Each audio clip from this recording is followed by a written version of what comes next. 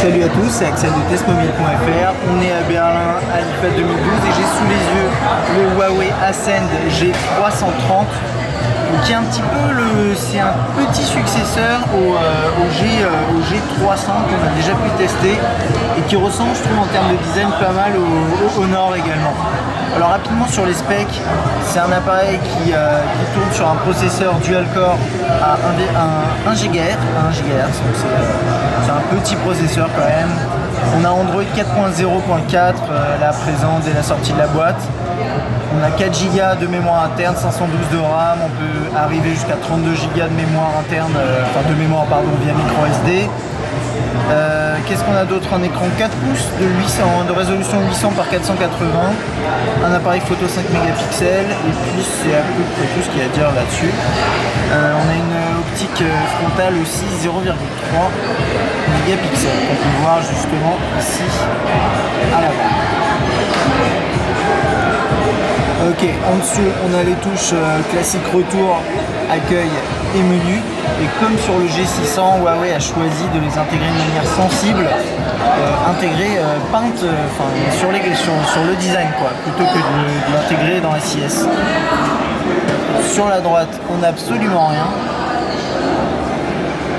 En dessous, on a le port, si j'arrive à l'enlever, micro USB. Sur la gauche, on a le bouton de volume qui est juste ici. Et c'est tout.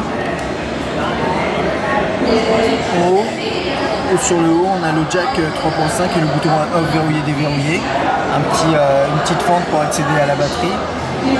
Batterie d'ailleurs qui est de 1500 mAh. Et là, derrière, on a l'appareil photo 5 mégapixels avec son flash LED et le haut-parleur. Alors c'est un appareil qui est vraiment tout en plastique, il me fait pas mal penser à, de toute façon, le G300 ou le Honor.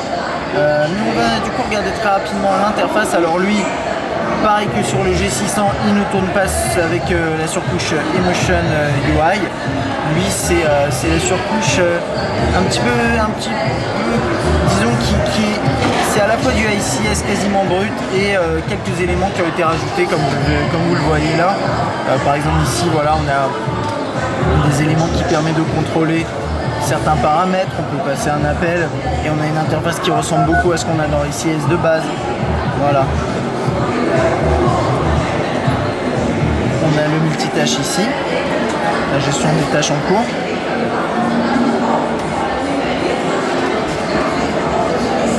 Les contacts ici.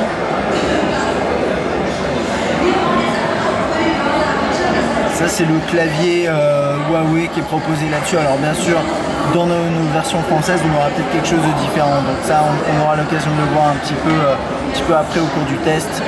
Au niveau des widgets, ça se passe par ici, dans le menu principal, comme dans Ice Cream Sandwich basique. On prend un widget, on le dépose, voilà, ça marche bien.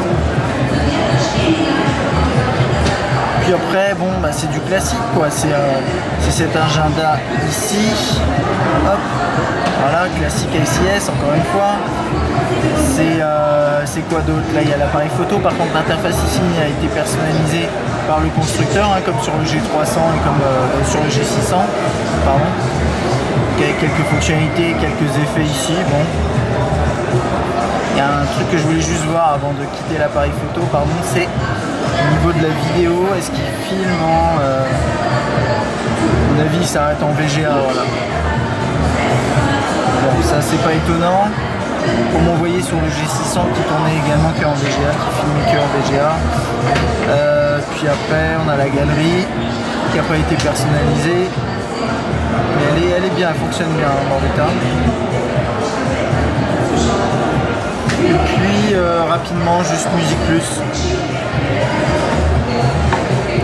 qui est juste le lecteur musical. Alors je sais pas pourquoi il s'appelle Plus, parce qu'il n'est pas spécialement plus qu'autre chose. Peut-être que d'ici la sortie commerciale on aura le droit à quelque chose d'autre, mais dans l'état, pour l'instant, c'est vraiment du ICS assez basique avec une petite surcouche par-dessus. Voilà.